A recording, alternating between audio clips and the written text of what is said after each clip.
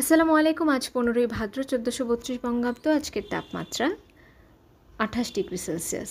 Essential sentence structure ধারাবাহিক আলোচনায় আজ আমরা উইথ এবং টু এই দুটো প্রিপোজিশনের ব্যবহার সম্বন্ধে জানার চেষ্টা করব। দুটি বাক্য, the bank credited my account with 5000 টাকা। দ্য ব্যাংক ক্রেডিটেড 5000 টাকা টু মাই অ্যাকাউন্ট। একটু সচেতনভাবে দেখলে আমরা এখানে বুঝতে পারি যে উইথের মাধ্যমে গুরুত্ব দেওয়া হচ্ছে অ্যাকাউন্ট কি পেল, এবং টু এর মাধ্যমে গুরুত্ব দেওয়া হচ্ছে যে টাকা কোথায় গেল।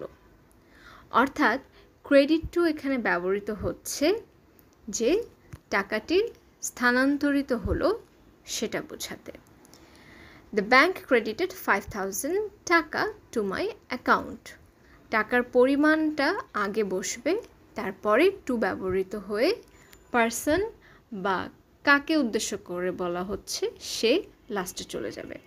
অপরদিকে ক্রেডিট উইথ বোঝাতে হলে the bank credited my account with, অর্থাৎ এখানে পার্সন চলে আসছে সামনে, এরপর বসেছে উইথ এবং সব লাস্টে চলে গিয়েছে টাকার amount. The bank credited my account with 5000 টাকা। অসংখ্য ধন্যবাদ।